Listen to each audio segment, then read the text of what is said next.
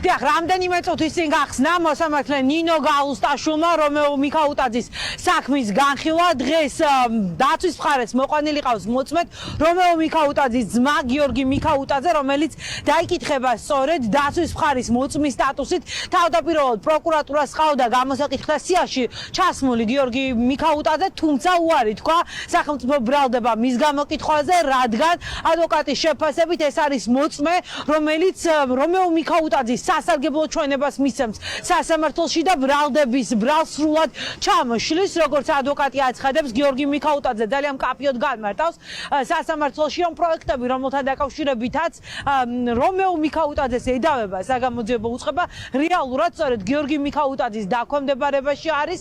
შესაბამისად, ამ კონკრეტულ ფაქტებთან დაკავშირებით ის დღეს არგუმენტებით მიაწვდის ინფორმაციას საგამოძიებო უწყებას. დაცვის მხარეს ბევრი კითხვა აქვს, არ არის გამორიცხული, რომ საკმაოდ ბევრი კითხვა ჰქონდეს პროკურატურას, რადგან თავადაც ყავდათ ჩასმული მოწმეთა რიგებში გიორგი მიქაუტაძე.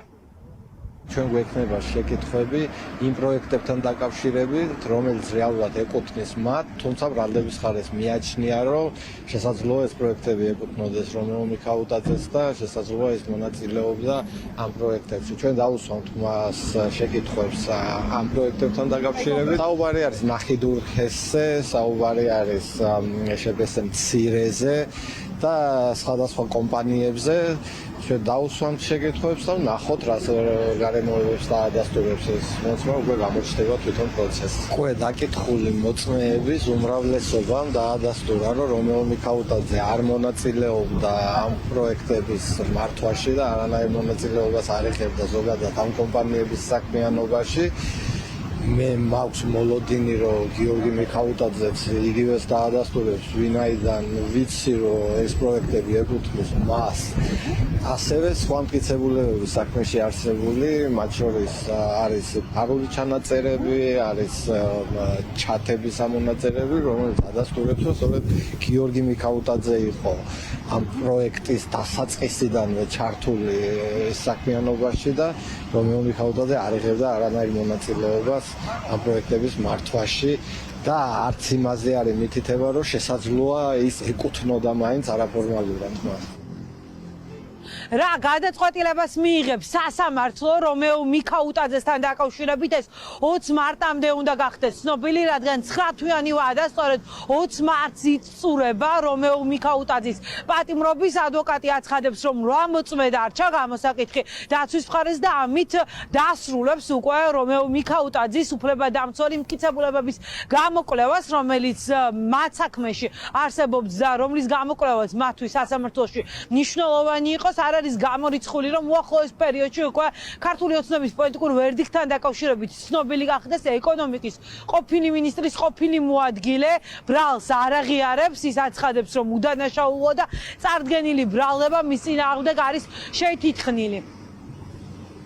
ჩვენ დაგვრჩა 8 მოწმე და ვფიქრობთ, რომ მაქსიმუმ 2-3 პროცესის განმავლობაში დავასრულებთ ჩვენ მტკიცებულებების გამოკვლევას და გადავალთ საქმის დასკვნით. არანაირ სიახლე არ არის ამ მომენტში საპროცესოსთან შეთანხმებით. ჩვენ ვაგრძელებთ სასამართლოში დავას. სასამართლოს 9 თვიანი ვადა აქვს 20 მარტამდე. შესაბამისად 20 მარტამდე აუცილებლად დადგება განაჩენი ამ საქმეზე. მაშასე საქალაქო სასამართლოში რომეო მიქაუტაძის სასამართლო პროცესზე მისი ძმა გიორგი მიქაუტაძე ამ წუთებში აძლევს ჩვენებას. ბუნებრივია, სასამართლოს ხდომის დასრულების შემდეგ უფრო მეტი დეტალი გახდება მედიისთვის ცნობილი, საზოგადოებისთვის ცნობილი, რა სიტყვის გიორგი მიქაუტაძე მისი ძმის საქმეზე, რა კითხვები ექნება ბრალდების მხარეს და რა სიტყვის თავად ბრალდებული რომეო მიქაუტაძე, რომელთან დაკავშირებითაც არსებობდა ინფორმაცია, რომ მან შესაძლოა საპროცესო შეთანხმება გააფორმოს საგამოძიებო უწყებასთან, თუმცა ამ ეტაპზე არც ერთი მხარე საპროცესო შეთანხმების გაფორმებასთან დაკავშირებით ინფორმაციას არ ესაჯაროვებს.